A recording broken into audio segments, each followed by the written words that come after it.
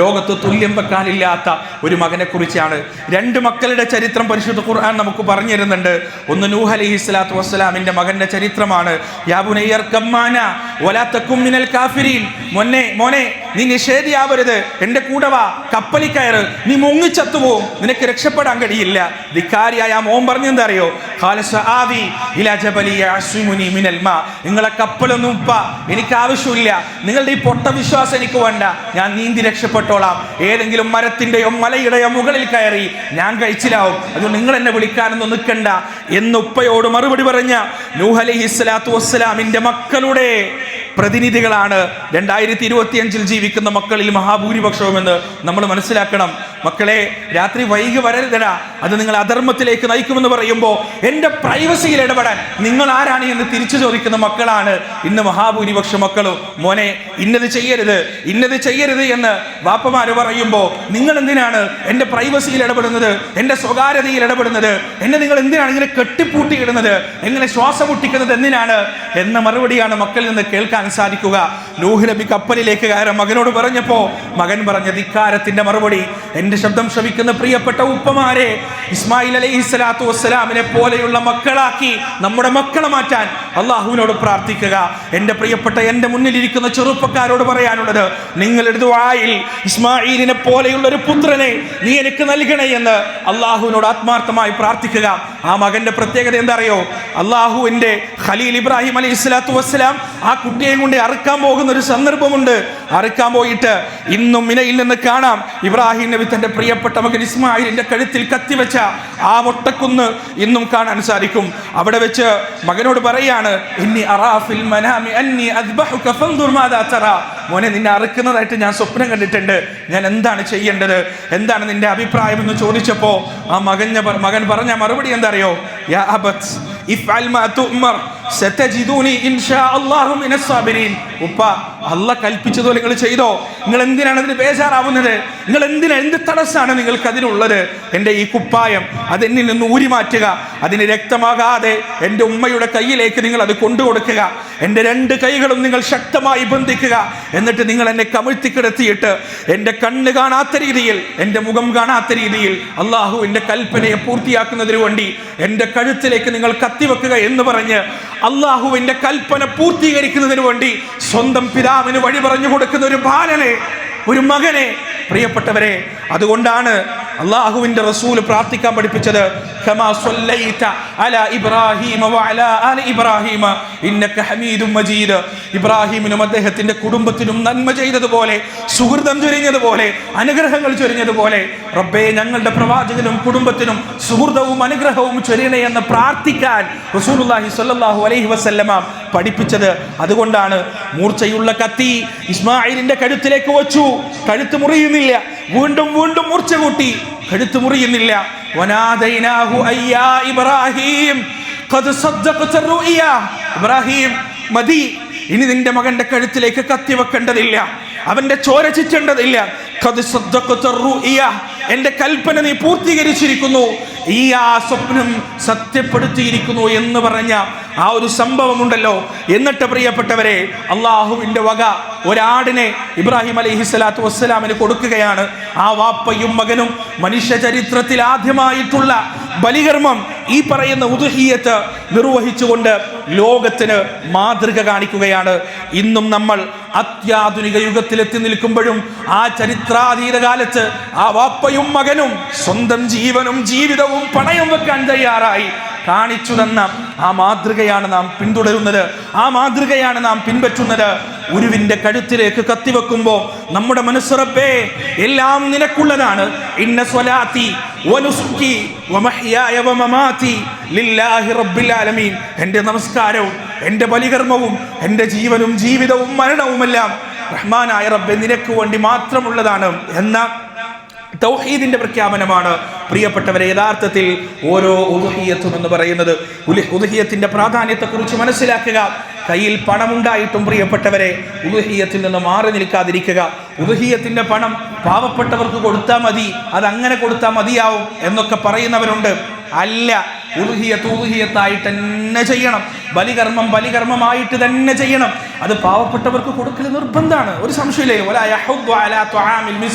മതനിഷേധികളെ കുറിച്ച് അള്ളാഹു പറഞ്ഞതാണ്, മിസ്കീനുകളുടെ ഭക്ഷണത്തിൽ ഒരു പ്രോത്സാഹനവും കാണിക്കാത്തവരെന്ന്. പക്ഷേ അള്ളാഹുവിന് കൊടുക്കേണ്ട ബലികർമ്മം, അള്ളാഹുവിന് കൊടുക്കേണ്ട നുസുക്ക്, ആ നുസുക്കായിട്ട് തന്നെ കൊടുക്കണമെന്ന് നമ്മൾ മനസ്സിലാക്കുക.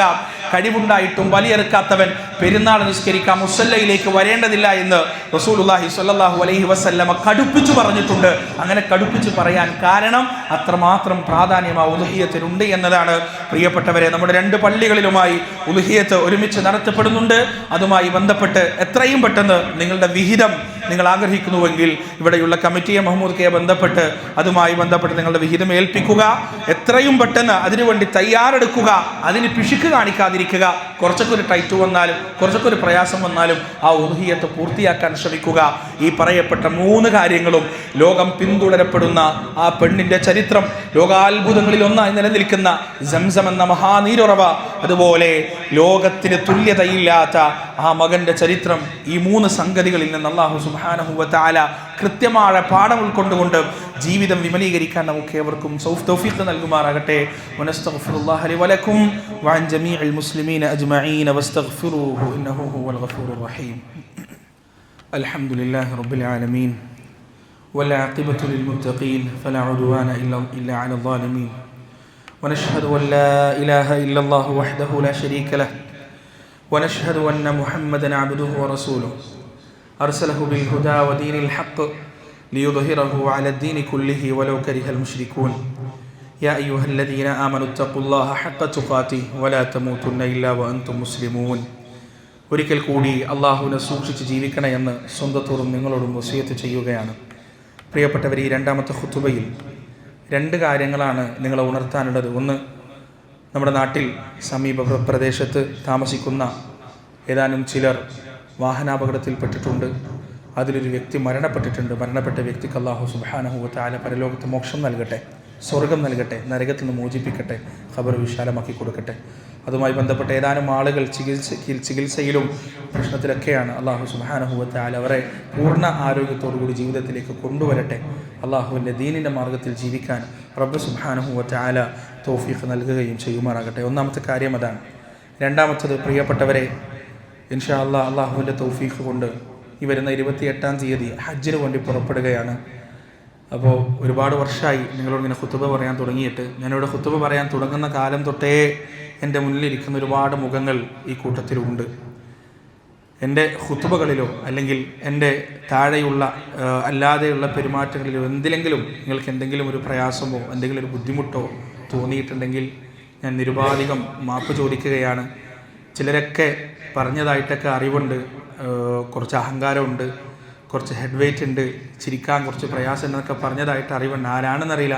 എന്തായാലും അറിഞ്ഞുകൊണ്ട് ആരെയും അവഗണിച്ചിട്ടില്ല, ആരെയും ഇകഴ്ത്താൻ ശ്രമിച്ചിട്ടില്ല.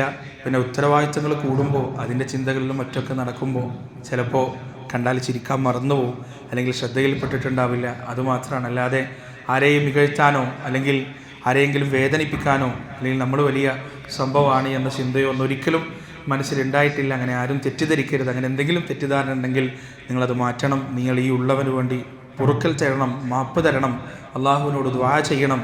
റബ്ബിൻ്റെ ഔദാര്യം കൊണ്ട് മാത്രമാണ് ഇങ്ങനെ ഈ ഹജ്ജിന് പോകാൻ സാധിക്കുന്നത്.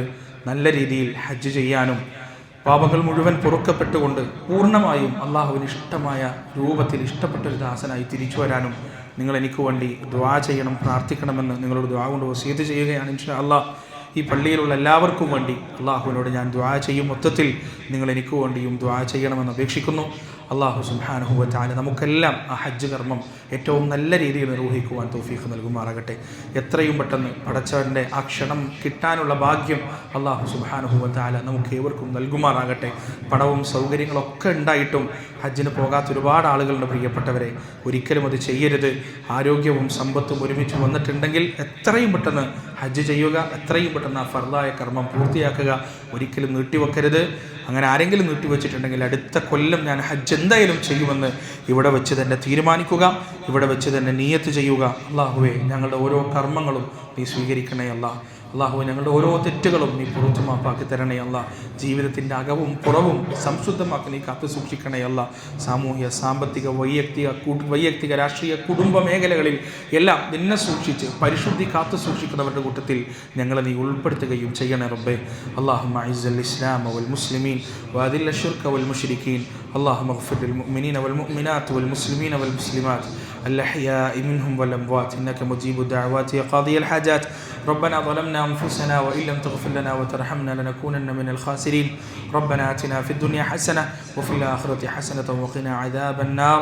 وصلى الله على نبينا محمد وعلى آله وأصحابه ومن تبعهم بإحسان إلى يوم الدين.